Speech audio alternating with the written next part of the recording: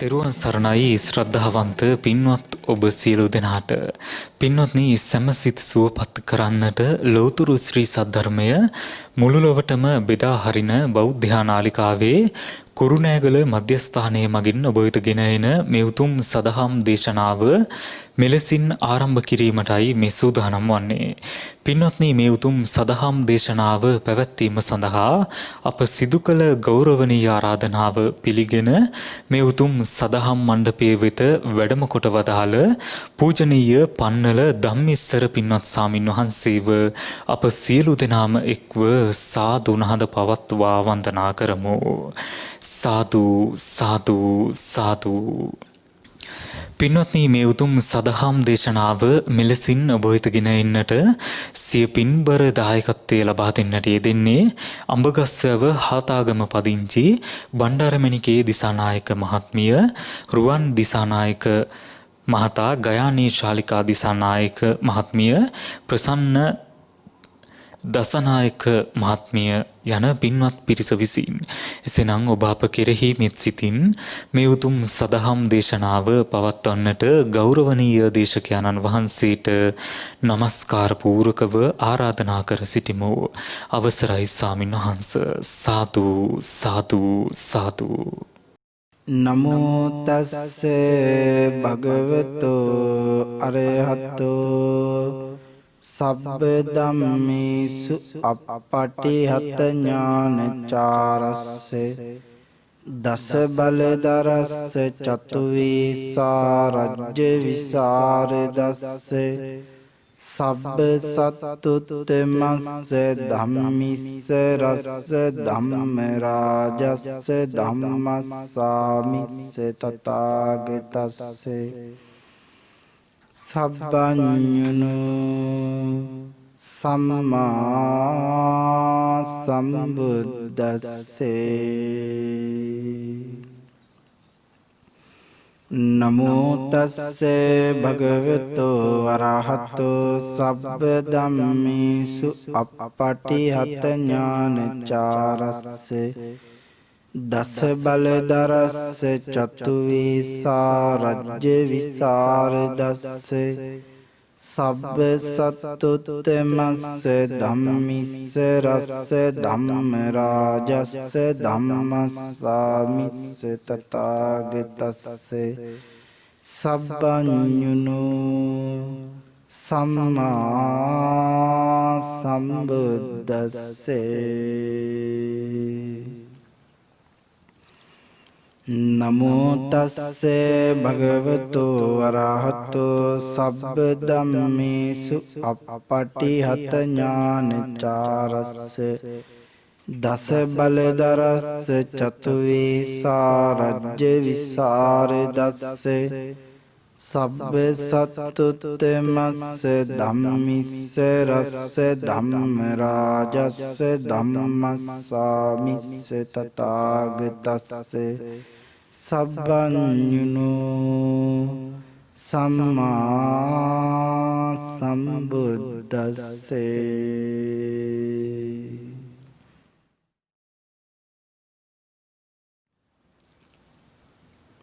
පියතෝ ජායති සෝකෝ පියතෝ ජායති භයං පියතෝ විපමුත්තස්සේ නත්ති සෝකෝ කුතෝ භයං තීති.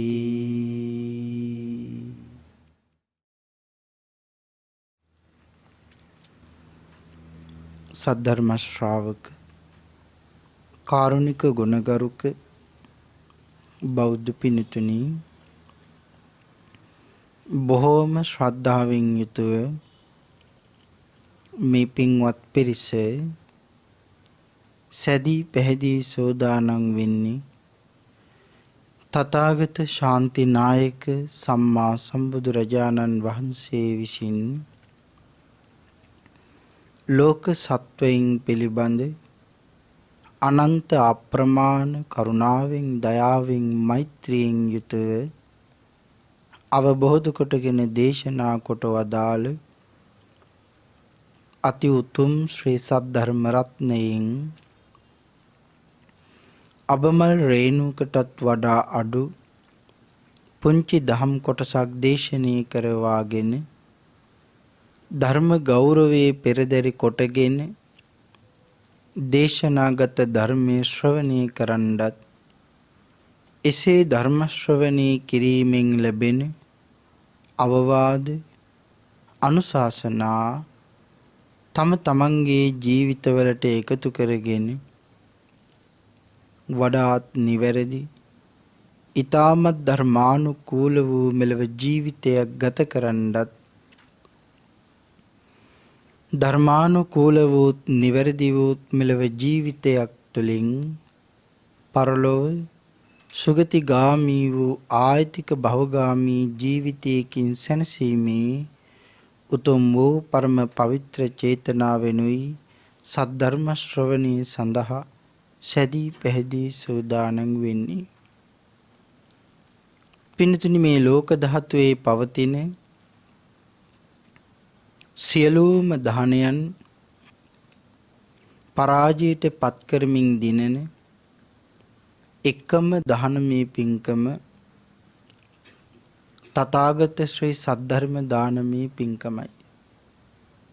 ඒ බව අපේ ලෝතුරා භාග්‍යවතුන් වහන්සේ මතක් කළේ සක්‍ර දේවේන්ද්‍රයන් වහන්සේ අසන්නට යෙදුණි පැණීකට පිළිතුරු වශයෙන්. ස්වාමීනි, මේ ලෝක ධාතුවේ තිබෙන සියලුම දහනයන් පරාජයට පත් කරමින් දිනෙන එකම දහනමේ පින්කම කුමක්ද මගේ භාග්‍යවතුන් වහන්සේ? දෙවිඳුනි, මේ ලෝක ධාතුවේ ති සියලුම දහනයන් පරාජයට පත් කරමින් දිනෙන එකම දහනමේ පින්කම තථාගත ශ්‍රී සද්ධර්ම දානයයි කියලා අපේ භාග්‍යවතුන් වහන්සේ සක් දෙවිඳුන්ට කියලා දෙන්න යෙදුණා. යම් කෙනෙක් මේ අනවරාග්‍ර සංසාරයේ කොයිතරම් භයානකයිද? ඉපදී ඉපදී මෙරි මෙරි යන මේ සසර පිළිබඳව තේරුම් අරගෙන හැමදාටම මේ සසරේ ඇවිදගෙන යන්නේක නතර කරලා දාන්න බලාපොරොත්තු වෙනවන ඒ සියලුම දෙනා නිවන් බලාපොරොත්තු වෙන අය. නිවන් බලාපොරොත්තු වෙන හැමෝම සංසාරයෙන් එතරටපත් වෙන්න නම් ධර්ම ශ්‍රවණය අනිවාර්යයෙන්ම සිද්ධ කළ යුතු බව අපේ භාග්‍යවතුන් වහන්සේ අපට කියලා දුන්නා. ධර්ම ශ්‍රවණය කරන්නේ නැති කිසි කෙනෙකුට කවදාකවත් නිවන් අවබෝධ කරගන්න පුළුවන්ද? කවදාකවත් නිවන් අවබෝධ කරගන්න ඊයට හැකියාවක් නම් ලැබෙන්නේ නැහැ. එහෙමනම් බණ අහන්න ඕනේ. අපේ පින්නතුන් හැමදිනාම අද මේ ලෝකේ අපේ භාග්‍යවතුන් වහන්සේ සඳහන් කරන්නට යෙදුණු ඒ මහානීය කුසල කර්මයේ සිද්ධ කරගන්නේ කටයුතු කරුණු කාරණා සම්පාදනය කරගත්තා. බෞද්ධ රූපවාහිනිය තුලින් මේ ධර්ම දේශනාව බොහෝ දෙනාගේ හිතසුව පිණිස මුළු මහත් ලෝක සත්වයා වෙත තියෙන අනුකම්පාවෙන් දයාවෙන් හැමෝටම ශ්‍රවණය කරන්න ඉඩකඩ පහසුකම් සැලසෙනවා. ඒ තුලින් අනන්ත කුසල් ඔබ රැස් කරගන්නවා සේම භාග්‍යවතුන් වහන්සේ කියලා දුන්න විදිහටම ධර්මයේ මුළු ලෝකයට දානය කළා වෙනවා. පින්තුනි, ධර්ම ශ්‍රවණය කිරීම භාග්‍යවතුන් වහන්සේ කියලා දුන්න විදිහටම කරන්න ඕනේ. හරියටම ධර්ම ශ්‍රවණය කළොත් ඒ අයට මහා කල්ප 9ක ආනිසංස ලැබෙනවා. හරියටම බණ අහනවා කියවහම ඒක අපි ටිකක් හිතන්න ඕන කරන කාරණාව. අපට ඕන විදිහට මේ ශාසනයේ ගමනක් යන්න පුළුවන්ද? අපට ඕන විදිහට මේ ශාසනයේ ගමනක් යන්න බෑ. එහෙමනම් භාග්‍යවතුන් වහන්සේ කියලා දුන්න විදිහටම මේ ශාසනයේ ගමන් කරන්න ඕනේ. එහෙනම් බුදුරජාණන් වහන්සේ බණ අහන හැටි අපට කියලා දුන්න හරියට. සෝතානුද්දත ආදී ඊතා විශේෂ සූත්‍ර දේශනාවන් වල අපේ භාග්‍යතුන් වහන්සේ ධර්ම ශ්‍රවණය කරන හැටි අපට කියලා දුන්නා. අනිවරණ කියන සූත්‍රය අපේ භාග්‍යතුන් වහන්සේ අපට කියලා දුන්නා. ධර්ම ශ්‍රවණය කරන ලොකුඩා හැම කෙනෙක් ළඟම මහත් වූ බලාපොරොත්තුවක් හදවතේ තියෙන්න ඕනි. ඒ මහත් වූ බලාපොරොත්තුවෙන් යුක්තවම බණ අහන්න ඕනේ. මොකක්ද මේ බලාපොරොත්තුව? මා මේ ශ්‍රවණය කරන සද්ධර්ම දේශනාව තුළින් මාගේ සිතේ පවතින පංච නීවරණ ධර්මයන් යටපත් වේවා. ඒ වෙනුවට සප්ත බෝධ්‍යංග ආදී ධර්මයන් වඩා දියුණු වේවා. මේ අතිශ්‍රේෂ්ඨ සද්ධර්ම දේශනාව අතරතුරදීම මාහට අති උතුම් වූ මාර්ගඵලයක් අවබෝධ වේවා කියන ප්‍රාර්ථනාවෙන් යුක්තවම ධර්ම ශ්‍රවණී කරන්ට ඕන යන බව භාග්‍යතුන් වහන්සේ කියලා දුන්නා. එහෙමනම් භාග්‍යතුන් වහන්සේ කියා දුන් විදිහටම ධර්ම ශ්‍රවණී කරමු. මේ සද්ධර්ම දේශනාව ඔබ මායතුළු අපි හැම දිනාටම ඊ타ත්ම ඉක්මන් භවයක් තුලදීම ඊ타ත්ම කෙටි කාලයකින් සුඛ සහගත ප්‍රතිපදාවෙන් ආර්ය ධර්ම අවබෝධයෙන් සැනසීම දෙසාම පාරමී වේවා කියලා ප්‍රාර්ථනා කරගනිමු. පින්තුනි, අද ධර්ම දේශනාව සඳහා මාතෘකා කරගත්තී අපේ භාග්‍යවතුන් වහන්සේගේ ශ්‍රී මුඛ ධාතුව විවර කරලා ඔබට මට තියෙන අනන්ත වූ කරුණාබර ආශිර්වාදේ නිසා ලෝතුරා භාග්‍යවතුන් වහන්සේගේ ශ්‍රී මුඛ ධාතුවෙන් මේ ලෝකයට දේශනා කරන්න යෙදුණු තවත් එක් සතර පද ගාථාව ධම්මපද පාළියේමයි සඳහන් කරලා තියෙන්නේ. ඒ ගාථා රත්නයේ හිතදී සඳහන් කරන්න යෙදුණා. මේ ගාථා රත්නයේ සරල අදහස පියතෝ ජායති සෝකෝ, ප්‍රියයන් නිසා ශෝකය උපදිනවා. පියතෝ ජායති භයං, ප්‍රියයන් නිසා බය උපදිනවා. පියතෝ විපමුත්තස්සේ නත්ති ශෝකෝ කුතෝ භයං, ප්‍රියයන්ගෙන් මිදුණු හට ශෝකයක් නැහැ, බියක් කොයින්ද කියලා කුතෝ කියන්නේ කොයින්ද කියලයි අහන්නේ. කුතෝ භයං, බියක් කොයින්ද? එහෙමනම් මේ ගාථා රත්නයෙන් අපේ භාග්‍යවතුන් වහන්සේ ධර්මයේ දේශනා කළේ සඳහන් කරන තමන්ගේ පුතා මල ශෝකයෙන් හැඬු බමුණෙකුට කියලා. පින්තුනි, ඒක තාත්තා කෙනෙක් සවැත් නුවර හිටියා. සඳහන් කරනවා සවැත් නුවර ජනතාව කොච්චර ප්‍රමාණයක් හිටිය කියලාද? 7 කෝටියකට වඩා සවැත් නුවර ජනතාව ඉඳලා තියෙනවා. එහෙනම් ඊටා විශාල ජනතාවක්. මේ ජනතාව අතර ඉඳපු එක තාත්තා කෙනෙක්. දෙමව්පියෝ කොයිතරම් තමන්ගේ දරුවන්ට ආදරේද? දෙමව්පියෝ බලාපොරොත්තු වෙන්නේ තමන් කලුරිය කරපුවාම දරුවන්ගේ කරපිටින් යන්නද? එහෙමනම් තමන් ජීවතුන් අතර ඉන්නකොට දරුවෝ අපේ කරපිටින් කලුරිය කරනවා දකින්නද දෙමව්පියෝ කැමති? දෙමව්පියෝ කැමති වෙන්නේ දරුවෝ අපේ ආයුෂත් අරගෙන බොහෝ කාලයක් ජීවත් වුණාවේ දරුවෝ නම් අපිට කලින් කලුරිය කරන්න මැරෙන්න එපා කියලා. ඒක දෙමව්පියන්ගේ තියෙන ආදරය. ඒක අපේ භාග්‍යවතුන් වහන්සේ සඳහන් කරනවනේ. කොයි තරම් සෙනෙහසක් දෙමව්පියන් සතුව තමන්ගේ දරුවන්ට තියෙනවද? අපේ භාග්‍යවතුන් වහන්සේ දෙව්රම් විහිරි වැඩ ඉන්නකොට අපේ භාග්‍යවතුන් වහන්සේ දකිනවා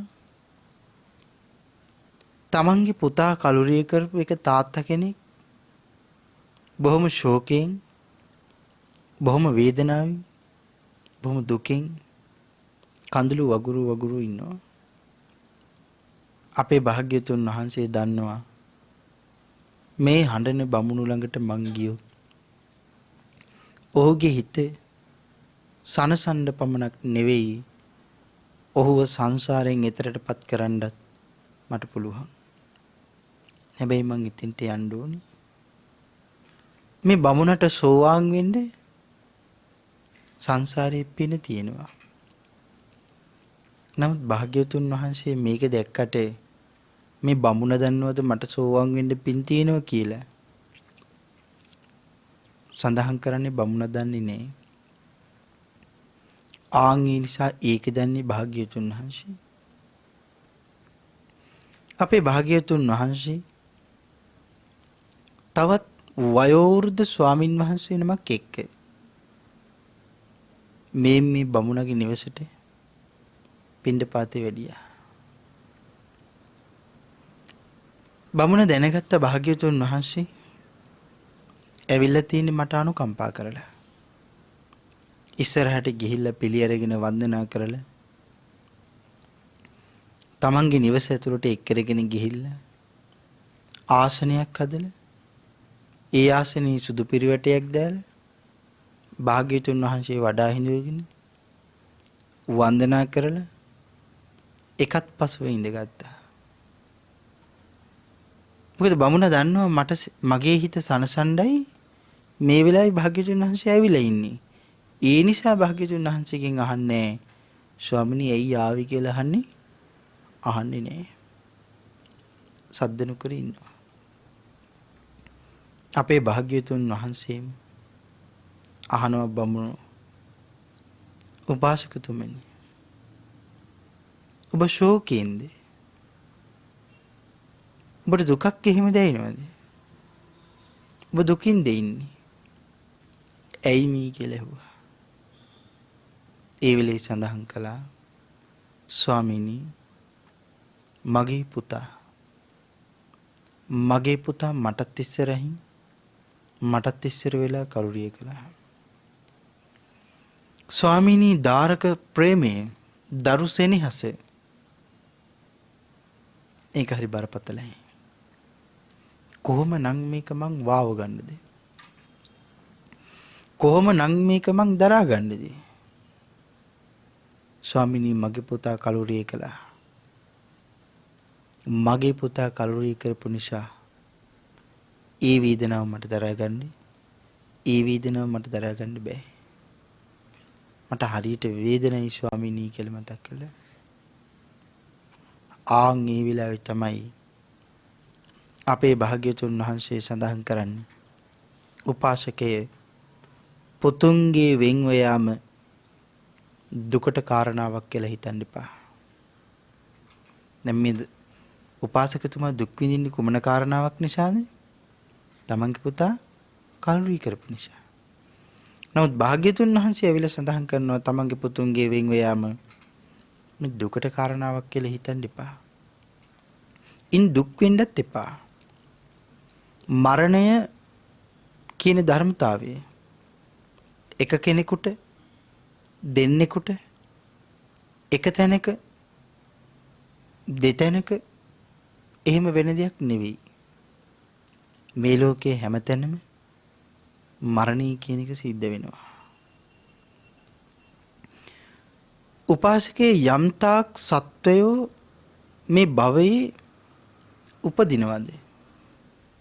උපදිනවා නම් ඒ තාක් සියලුම දෙනාට මරණය උරුම වෙනවා.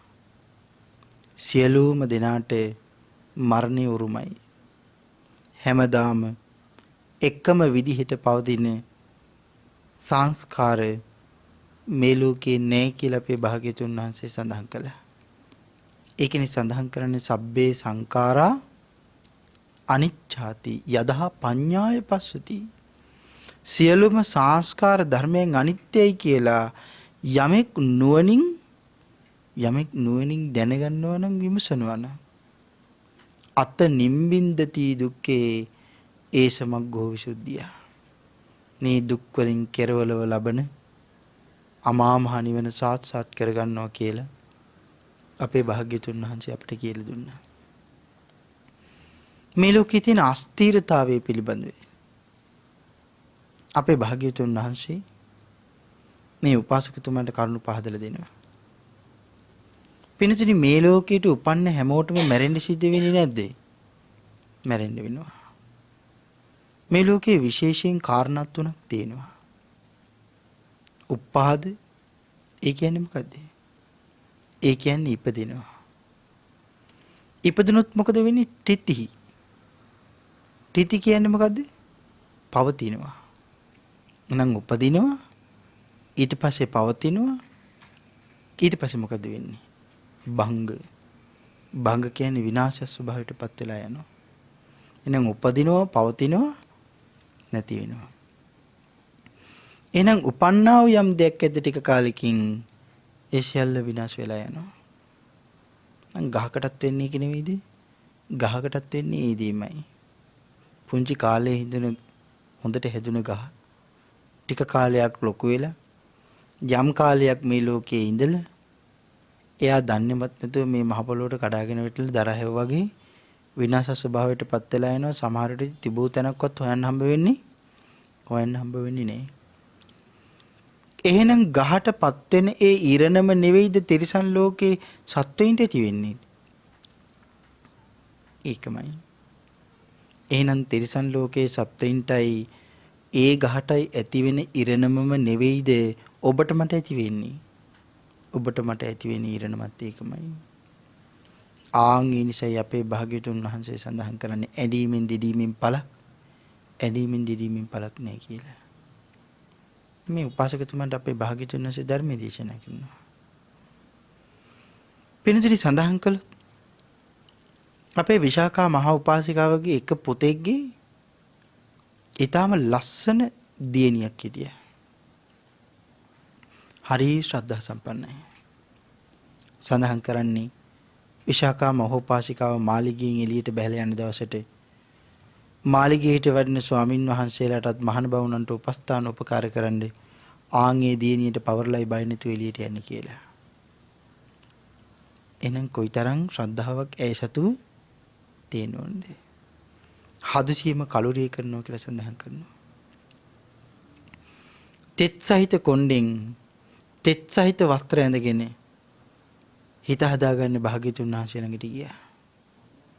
භාග්‍යතුන් වහන්සේ අහනවා විශාඛාවිනි තෙත් සහිත වස්ත්‍ර තෙත් සහිත හිසකේ සහිතව මේ මහ දවාලේ කොහේ ඉඳලාද මේ ඉන්නේ? ස්වාමීනි මගේ මිනිබිරියක් කලුරිය කළා. මං කොහොමනම් මේක දරා ගන්නද කියලා යහන්නේ. එහෙනම් විශාඛාව කියන්නේ සත්‍යවිරි දිවියේ සෝවාන් වෙච්ච උත්තමාවියක්. එහෙනම් සත්‍යවිරි දිවියේ සෝවාන් වෙච්ච උත්තමාවියකට දුක දෙවුනේ නැද්ද? දුක දෙවුණා. එහෙනම් පෘතජ්ජනය අපි ගැන කවර කතාවද? අපි එහෙම හිතන්න ඕනේ. කෙනෙක් වැරදි මතවලට එළඹෙන්න පුළුවන්. මේ සෝවාන් වෙලා එහෙනම් දුක දැනෙන්නේ නැති වෙන්න එපායි. දුක දැනෙනවනේ.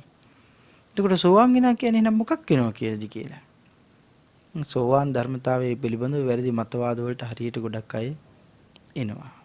දැන් විශාඛා මහෝපාසිකාවට දරුවෝ විශාල ප්‍රමාණයක් හිටියා. එතකොට ගොඩක් අය අහන කරන කාරණාවක් තමයි සෝවාන් වෙලත් එච්චර දරුවෝ විශාල ප්‍රමාණයක් හදන්නේ භෞතික ජීවිතය පිළිබඳව ආශාවක් තිබුණාද ඇයට? අපි කවුරුත් දන්න දේ තමයි මේ මාර්ග ඵලවල අනාගාමි සකුදාගාමි ස්වභාවයන් වලටපත් වුණාම අනාගාමි ස්වභාවයන් වලටපත් වුණාමයි ලෞකික තියෙන තණ්හාව අපේ මේ ලෝකෙන් දුරස් වෙන්නේ. ලෞකික තණ්හාව නැති වෙන්නේ. එහෙමනම් ඇයට දුක දැනෙන්නේ නැද්ද? දුක දැනෙනවා. අපේ භාග්‍යවතුන් වහන්සේ ඇයිගේ හිත හදන්නේ?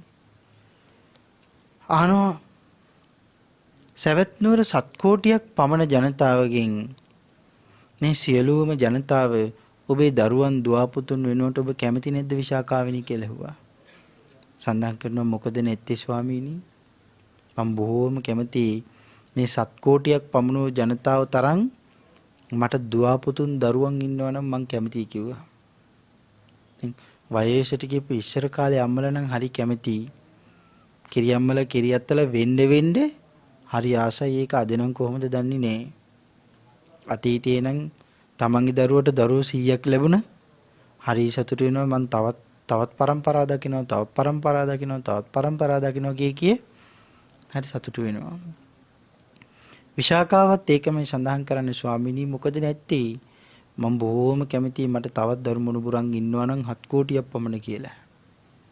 එතකොට අපේ භාග්‍යවතුන් වහන්සේ යනවා එහෙනම් විශාකාවෙනි මේ සවැත් නුවර විතරක් මේ 7 කෝටියක් පමණ වූ ජනතාවගෙන් දිනකට කී දෙනෙක් කලුරිය කරනවද කියලා යහන්නේ.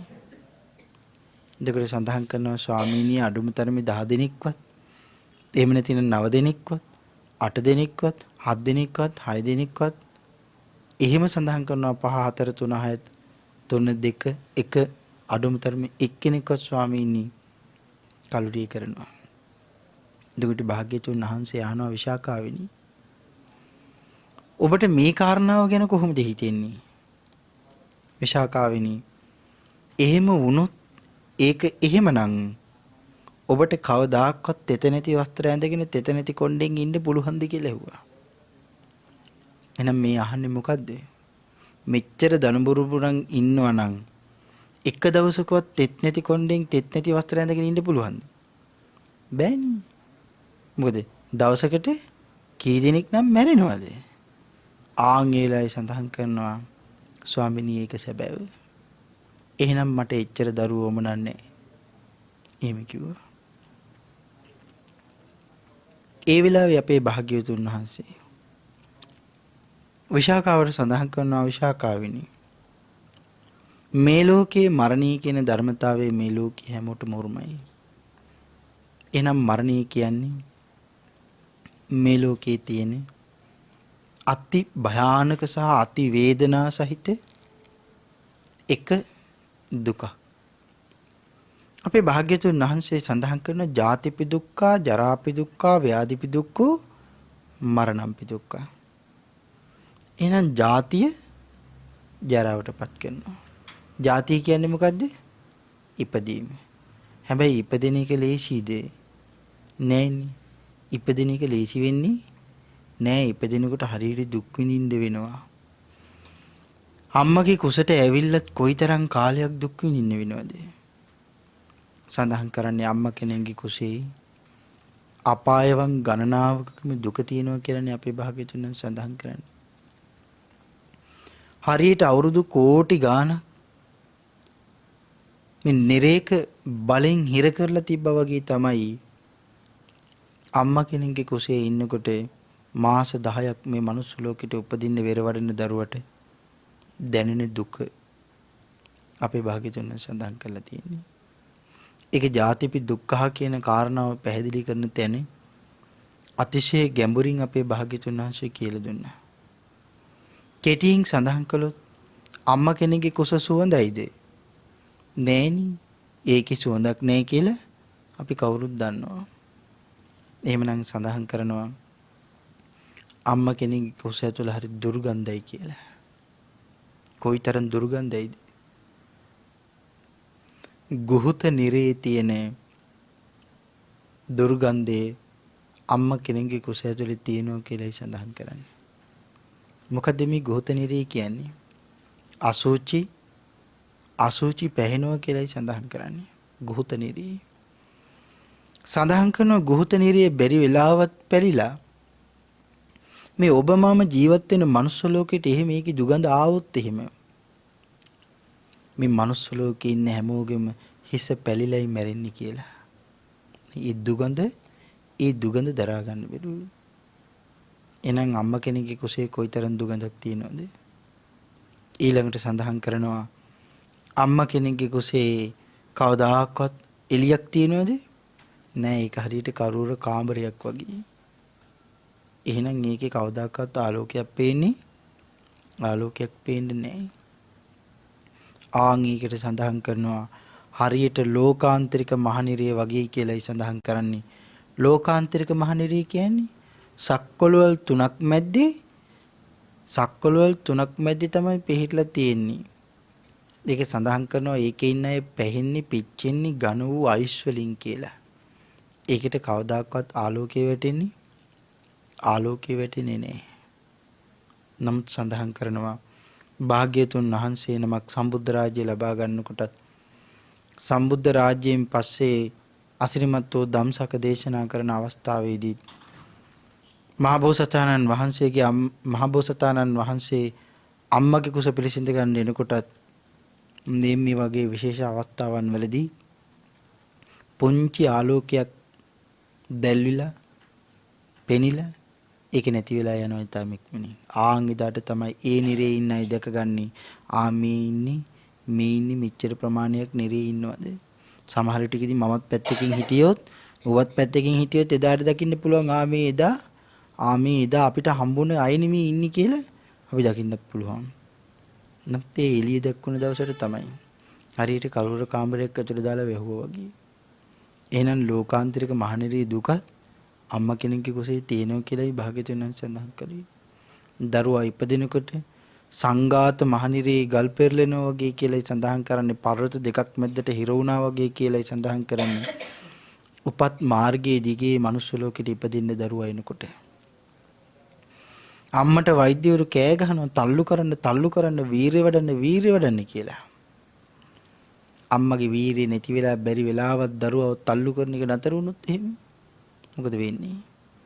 අම්මගේ ජීවිතේ දරුවගේ ජීවිතෙත් හරියන තුනේ. ඊළඟට සඳහන් කරනවා වෛද්‍යවරු බැරි වෙලාවත් මේ දරුවව බේර ගන්නවට වැඩිය බේර ගන්න බලන්නේ කාවද? අම්මව. දරුවා බැරි වෙලාවත් හිර වුණොත් එහෙම ඊටාම සියුම් කතුරු අරගෙන සියුම් වූ ඒ හැම ප්‍රදේශයේ නිර්වින්දනී කරන්න වෙලාවක් නැහැ. ඒ නිසා ලේ විදිනකොට ලේ වැగిරෙනකොට ඒ හැම ප්‍රදේශයේ කෑලි වලට කපලා අයින් කර දරුවෝ වෙදලා ගන්න බලනවා මේ අම්මගේ ජීවිතේ රැක් ගන්න. එහෙමනම් දරුවෙක් ඉපදෙනවා කියන එක ලේසියිද? නෑ. ඒක අපේ භාග්‍යවතුන් වහන්සේ කියලා දුන්නේ ඉන්දිකටු සිදුරකින් පුංචි අලිපැටියෙක් අදිනවා වගේ දෙයක් කියලා. ඉතින් ඉන්දිකට්ටක් අරගෙන පැත්තකට ගිහින් රෙද්දක් අරගෙන ඒකට ඉන්දිකටු පාරක් ගහන්න. ගහලා බලන්න ඒක ඇතුලින් අලිපැටියෙක් අදින්න පුළුවන්ද කියලා. මේ භාග්‍යවතුන් වහන්සේ සඳහන් කරන උදාහරණය. නම් ඉන්දිකටු සිදුරකින් අලිපැටියෙක් අදින්න බෑ. එහෙනම් ඒක කොයිතරම් අපහසුයිද? ඒ තරම් දුෂ්කර දෙයක් තමයි දරුවෙක් ඉපදෙනකොට මේ මනුස්ස ලෝකෙට කරන්නේ. ඒ දුක ඔබයි මමයි මනුස්ස ලෝකෙට එන ගමන් හරියට වින්දා. අම්මා කෙනෙක්ගේ කුසෙත් වින්දා. එළියට ආපුවම ඒ දුක වින්දා. එහෙම දුක් විඳගෙන මේ මනුස්ස ලෝකෙට ආවේ අපි පින් කරගන්නයි ආවේ. පාරමිතා පුරා ගන්න දුක් අනන්ත දුක් විඳගෙන ආවේ.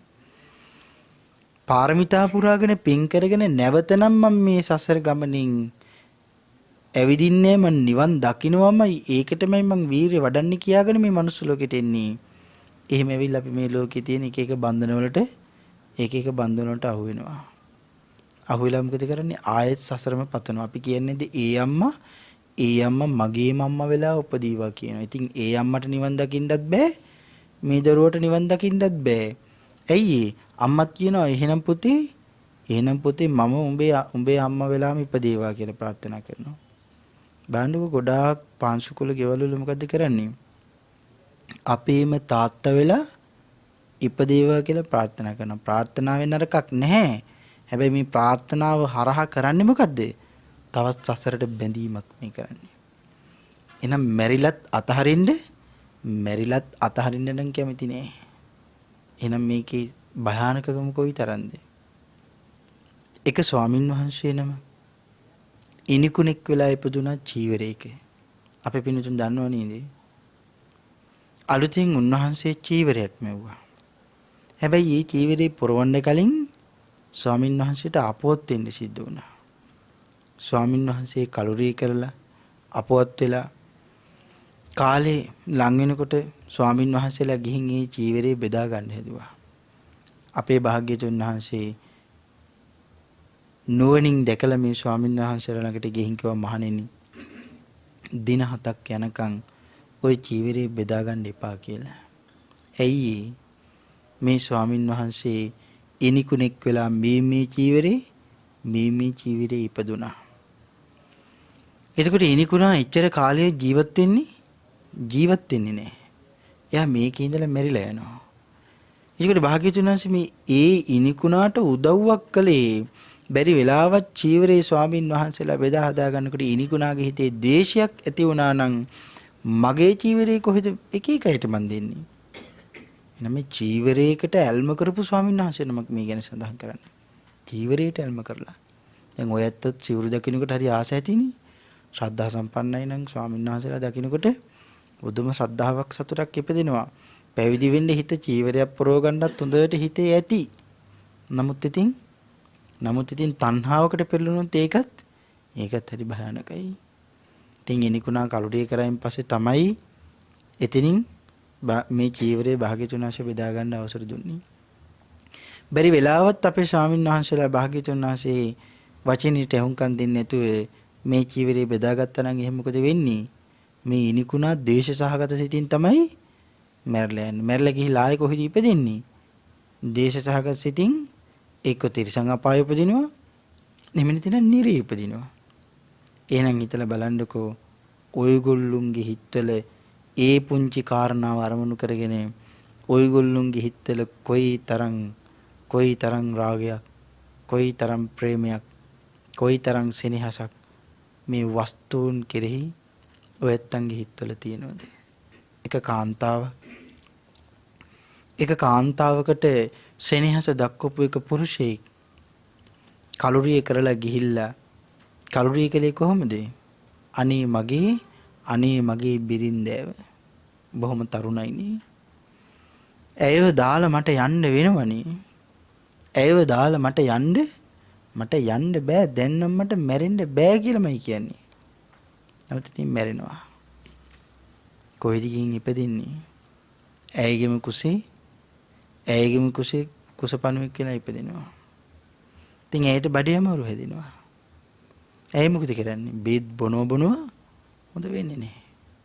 ඊළඟට සඳහන් කරන වෛද්‍යවරු පවසන බෙහෙත් ආදීන් දෙක මේ උණු වතුර පානය කරනවා කියලා. ඒ බෙහෙත් වලට මැරිලා උණු වතුර වලට තැම්බිලා තමයි සතා මැරෙන්නේ. ඊළඟට ගෙදර ගිහිල්ලා ඊළඟට නැවතත් මේ සෙනෙහස නිසා නැවත උපදිනවා ඒ ගෙදරම. ඒ ගෙදර වෙන සුනක දිනුවක් ඉන්නවා. ඒ අම්මට දාව පුංචි බලපැටියෙක් කියලා ඉපදිනවා. ඉතින් පස්සේ ඒ බලපැටියට හරියට හිරිහැර ලැබෙනවා. දැන් ඒ කාන්තාව දන්නවද මේ ඉන්නේ මගේ ස්වාමියා කියලා දන්නවද? දන්නේ නැහැ. එහෙනම් මේ සසරේ භයානකකම කොයිතරම්ද හිතලා බලන්න. එහෙනම් ප්‍රේමය. එහෙනම් මේ ප්‍රිය කරන දේවල් අපිට සැපයක් දලඟා කරලා දෙන්නේ දුකක් දලඟා කරලා දෙන්නේ. අපි හිතන්නකො රුපියල් කෝටියක් අපිට තියෙනවා කියලා. ඇඳයට පෙට්ටකමක දාලා නිදිය ගන්නේ. උදේට නැගිටලා ගයින්ද හිතෙනවා මට හොද්දටම නිින්ද ගියපු වෙලාවේ කෙනෙක් මේකෙන් තඹයක් හරි අරගෙන ගියාද දන්නේ නැහැ. එහෙම හිතෙන්නේ නැද්ද සාමාන්‍ය හිතෙන්නේ? දැන් අපි සාමාන්‍යයෙන් පසුම්බියක් ගෙදර තියලා තියෙනවා සාලි මැද්දේ. විශාල මුදලක් දාලා අපි තියලා තියෙන්නේ කියමුකෝ. ගේ ඇතුළට ගිහිල්ලා. දැන් අපේ ගෙදර 10-15 දෙනෙක් ඉන්නවා. ගේ ඇතුළට ගිහිල්ලා ආයෙ එළියට ඇවිල්ලා පසුම්බිය පරීක්ෂා කරලා බලලා එතනින් ගියා ගමනේ රුපියල් 20ක් හරි අඩුයිද මේකින්. මොකද පුංචි ළමෙක් හරි මේක අරගත්තද මොනව හරි කරාද කියලා අපි දන්නේ නැහැ. එහෙමනම් හිතලා බලන්න කොයි තරම් බැඳීම් වලට අපි බැඳිලාද? නිකම්ම වෙන මොකුත් ඕනේ නැහැ. අපේ තියෙන මේ කෙස් වලට විතරක් කොයි තරම් අපි බැඳිලාද කියන්නකෝ. දත් ටිකට විතරක් කොයි තරම් බැඳිලාද? ඇස් දෙකට විතරක් කොයි තරම් බැඳිලාද? මේ සියල්ලම අපට දාලා යන්න වෙනවා. අපට උරුම මොනවද? හතරරියම් පෙට්ටියක උඩුකුරුව සයනය කරන එක තමයි අපට උරුම වෙලා තියෙන්නේ. නමුත් ඉතින් අපි කරන්නේ මොකද්ද? ඒ හතරරියම් පෙට්ටියත් අපිට මහ පොළොවට දිරලා ගියපුවම නැත්තරම නැති වෙලා යනවා. මම කියලා මේ පාවිච්චි කරන මගේ ශරීරයත් මට නැත්තරම නැති වෙලා යනවා. ආන්ගේ සැබෑ ධර්මතාවයේ අපේ ලෝතර බුදු අමා මෑණියන් වහන්සේ දැක්කා. ඉපදි මෙරි මෙරි යන සසර ගමනේ මේ සසරේ සැපේ කියලා දෙයක් ලබනවා නම් අපි කමක් නැහැ. නමුත් මං අහන්නේ මේ ලෝකේ අපි සැපේ කියලා දෙයක් ලබනවද? මං ඔයත්ගෙන් ඇහුව ජීවිතේ වැඩිපුරම සතුටුුනේ කලේ නෙමෙයි නැතිනම් ජීවිතේ වැඩිපුරම දුක් විඳිකද කලේ? පිළිතුරක් තියෙනවද? ජීවිතය අපි හැමෝම කරන්නේ වැඩිපුරම දුක් විඳින එක කරන්නේ. විනාඩි 5ක් සතුට වුණොත් ඒ සතුට ඉවර වෙන්නේ නැද්ද? ඉවර වෙනවනේ. සතුට ඉවර වුණා කියන්නේ දුකක් නෙවෙයිද? දැන් අපි හිතනවා අපේ ගෙදර එල්ලි වෙනකන් අපේ ගෙදර සාදයක්. අපි හිතමුකෝ එහෙම. අපේ ඊටාම දුර ඉන්න ඥාතිවරු අවුරුදු 20කින් 30කින් ඔක්කොම ටික මුණ ගැහිලා එක වැඩිහිටියන් වන්දනා කරගන්නවා, කතා බහ කරනවා, සතුට සාමිචි ඊදී ජීවත් වෙනවා. දැන් මේක පැයෙන් දෙකකින් විතරක් නෙවෙයි එළි වෙනකන් තීලා අවසන් වෙනකොටත් හිතෙනවා අනේ ඉතින් අද දවසේ ඉවර වෙනවනේ. මේක තවත් දිගට තිබ්බනම් හොඳයි කියලා හිතෙන්නේ නැද්ද? හිතෙනවා. නමුත් ඉතින් අපි හිතන දේ වෙනවද? අපි හිතන දේ වෙන්නේ නැහැ. මාරය කියන කෙනා හරියට ඔයගොල්ලොන්ගේ මගේ තියෙන අදහස් එක්ක සෙල්ලම් කරනවා. එයාට සෙල්ලම් කරන්න දෙන්න එපා. අපි කොහොමත් මාරයට පෙරදිලා ඉන්නේ මේ ශරීරයෙන් නම්. මොකද එයාට ඕන විදිහට මේ ශරීරය හසුරවනවා. හැබැයි එයාට ඕන විදිහට මනස හසුරවන්න අපිට දෙන්න පුළුවන්ද? බෑ. දුන්නොත් තමන්මයි නිරේට දෙන්නේ. නිසා සිහිය ඇති කරගන්න. ඒකනේ සඳහන් කරන්නේ සතර සතිපට්ඨානේ වරද්දගත්තොත් එහෙම නිරේ යන්නේක නම් වැරදින්නේ නෑ. සිහිය මං මුලා වුණ හැම මොහොතකම ඔබෙන් මගේ අතින් කොයි තරම් පව් පිරෙනවද? දැන් මේ තාත්තා අඬනවා දොඩනවා දුක් විඳිනවා. දැන් ඔයගොල්ලෝ දැකලා ඇති මල ගෙවල් වල ගියපහම කොයි තරම් විලාපතීති අඬනවද? මිනිහවත් එළියට ගන්න දෙන්නේ? එළියට ගන්න දෙන්නේ නන්නේ. මාව මැරිලා ගියත් කමන්නේ මිනිහ නම් එළියට දෙන්නේ නැහැ. එහෙමයි ඉන්නේ. බැරි වෙලාවත් මිනිහ උසර මහපාරෙන් එළියට දානකොට කෑ ගහලා විලාප තියලා අඬනවා. කොහොමද අඬන්නේ? තාත්තේ යන්න එපා ඇයි මට මෙහෙම කළේ? අම්මේ යන්න එපා ඇයි මට මෙහෙම කළේ? ඇයි දාලා යන්නේ අපිව? එහෙමයි අඬන්නේ. හොඳත් කී අඬනවා. මගේ පුතා මේ ලෝකේ කොයි තරම් හොඳ විදියට ඉඳපු කෙනෙක්ද? කාටවත් හිංසාවක් නැතුව ඉඳපු කෙනෙක් නේ. එහෙම කියනකොට අනිත් අයගේ හිත උණු වෙලා ඒගොල්ලොන්ගේ හිතවලිනුත් ඒගොල්ලොන්ගේ හිතත් උණු වෙලා ඇස් වලින් කඳුළු එළියට එනවා. එතකොට එහෙම කිව්වට නැවත දරුවා නැගිටලා එයිද? නෑ. අපේ භාග්‍යවතුන් වහන්සේ සඳහන් කරන උපාසකයේ එහෙම කවදාකවත් සිද්ධ වෙන්නේ නෑ. ඒ නිසා අතීතයේ ඉඳපු මිනිස්සු හොඳට මරණ සතිය ජීවිතය ඉගෙන ගත්තා. එහෙනම් මරණානුස්මෘතිය පිළිබඳව වෙනමම ධර්ම දේශනා සිද්ධ කරන්න වෙනවා. පින්තුනි මරණ සතියේ වඩනවා කියන්නේ ඒක දෙව්ලොව බඹලොව ඉපදෙන්න පුළුවන් තරම් වටිනා කියන භාවනාව. ඊටාම පහසුයි වඩන්න ඊටාම පහසුයි. උදේ ඉඳලා රැය වෙනකන් යන තැනක වඩන්න පුළුවන්. මේක ඔයගොල්ලෝ හරියට ප්‍රගුණ කළොත්. ඒ වගේම සිහිය හොඳට ප්‍රගුණ වෙනවා මරණ සතිය වැඩුවොත් එහෙම. කලුරිය කරපුවාම බිය වෙන්න දෙයක් නැහැ. එක්ක දෙවියන් අතරේ එහෙම නැතිනම් බබලෝ පවා ඉපදෙන්න වරන් ලැබෙනවා මරණ සතිය ප්‍රගුණ කළොත්. අපේ භාග්‍යවතුන් වහන්සේ සඳහන් කරන උපාසකතුමනි මරණ සතියේ වඩන්නේ ජීවිතයේ සැබෑ අනිත්‍යතාවයේ තේරුම් අරගන්නේ. ඒ නිසා ඉපදී මෙරි යන මේ සසර ගමනින් නිදහස් වෙන්න මඟක් හොයන්නේ. ඒ මඟ තමයි මේ මං ඔබට ලබලා දෙන්නේ කියලා අපේ භාග්‍යවතුන් වහන්සේ ධර්ම දේශනා කරන්නේ. එදා ධම්ම සභාවේ අපේ සම්මා සම්බුදු පියාණන් වහන්සේ මේ උත්තරීතර අහිංසක තාත්තට ධර්ම දේශනාව අවසන් කරනකොට ප්‍රියයන් නිසා ශෝකය උපදිනවා. ප්‍රියයන් නිසා බියත් උපදිනවා. ප්‍රියයන්ගෙන් මිදුණුවට කවදාකවත් ශෝකයක් නැහැ, බියක් නැහැ.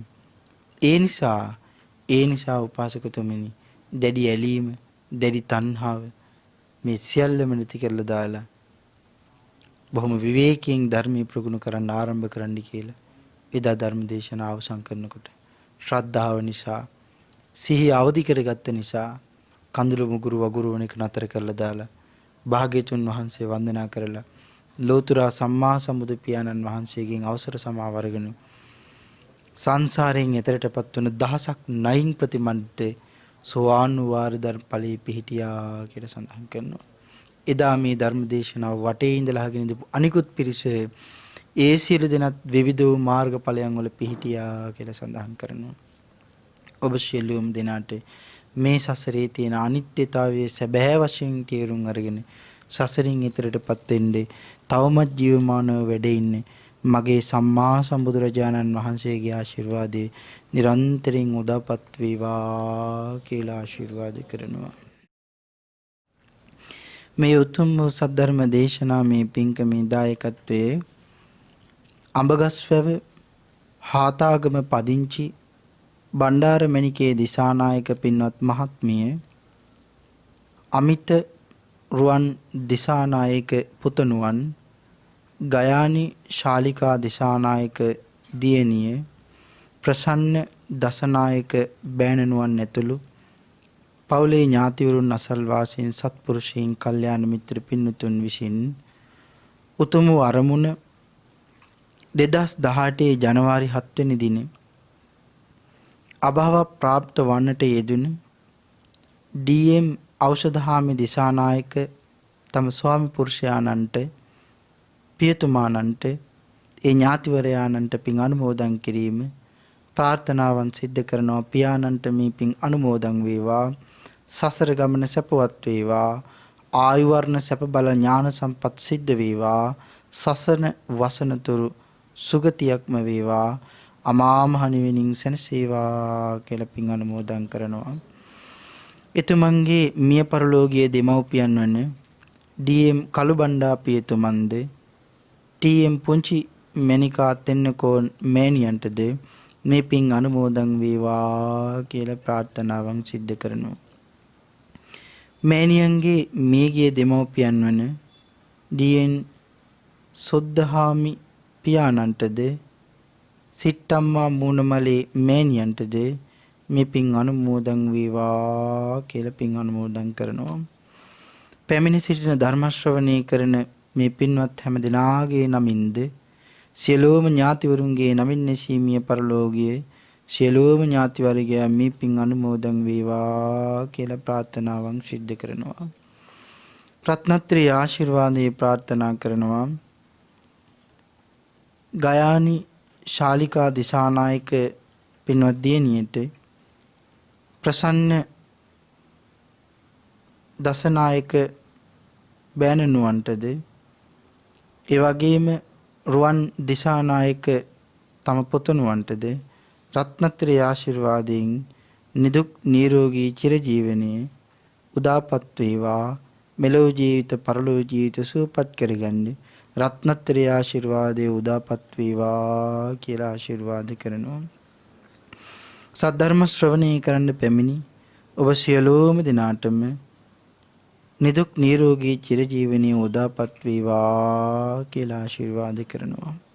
බෞද්ධ නාලිකාවේ අවසරයි දරණාගම කුසල ධම්ම මහා ස්වාමින් වහන්සේ ඇතුළු පූජනීය සංඝ පීතෘවරයන් වහන්සේලාටද බෞද්ධ කාර්ය මණ්ඩලයටද මේ සියලුම පින්දහම් අනුමෝදන් වේවා කියලා පින් අනුමෝදන් කරනවා. දේශකයන් වහන්සේටද මේ සියලු පින් අනුමෝදන් වේවා. නිදුක් නිරෝගී සම්පත් හා දීර්ඝායුෂ සම්පත් ලැබේවා. චතුරාර්ය සත්‍ය ධර්මය අවබෝධ වේවා කියලා ප්‍රාර්ථනාවන් සිද්ධ කරනවා. සද්ධර්ම ශ්‍රවණී කරන්න පැමිණි මේ සියලුම දිනාටද මේ සියලුම පින් අනුමෝදන් වේවා කියලා ප්‍රාර්ථනාවන් සිද්ධ කරනවා. ඒ වගේම බණ්ඩාරමණිකේ දිසානායක පින්වත් මෑණියන්ටද රත්නත්‍රි අනන්ත ගුණ බලයෙන් නිදුක් නිරෝගී චිරජීවනයේ උදාපත් වේවා. සංසාරේ දුක නිවා ලබන අමා මහ නිවනින් සැනසෙන්නේ ඇයට මේ පින් පාරමී වේවා කියලා ප්‍රාර්ථනා කරමු. දේශකයන් වහන්සේට අනුමෝදන් කළ සියලුම පින් දහම් මා පැවිදි භූමියට පත් කළ ගුරු දෙගුරුන්ටත් ධර්මාර්ගයේ කියා දුන් පූජනීය කෝරළයාගම සරණතිස්ස මගේ පින්තුන් වහන්සේ ඇතුළු සංඝ පීතෘවරයන් වහන්සේලාට මේ පින් අනුමෝදන් වේවා කියලා ප්‍රාර්ථනාවන් සිද්ධ කරනවා. පින් අනුමෝදන් කළ හැමට පින් අනුමෝදන් වේවා. රත්නත්‍රි ආශිර්වාදයේ ප්‍රාර්ථනා කළ හැම දිනාටම නිදුක් නිරෝගී චිරජීවනයේ උදාපත් වේවා. ඊ타මත්ම ඉක්මන් භවයක් තුලදීම ඊ타මත්ම කෙටි කාලයකින් සුඛ සහගත ප්‍රතිපදාවෙන් ආර්ය ධර්මාවබෝධයෙන් සැනසීම දෙසාම මේ මහානීය ධර්ම දානමේ කුසල කර්මයේ ඔබ මායතුළු අපි හැම දිනාටම පාරමී ධර්මයන් බවටම පත් වේවා කියලා ප්‍රාර්ථනා කරගනිමු.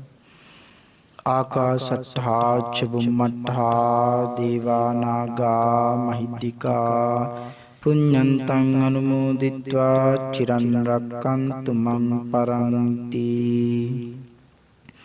දේවෝ වස්සතු කාලේන සස්ස සම්පත්ති හෝතු ච පීතෝ භවතු ලෝකෝ ච රාජා භවතු ධම්මික.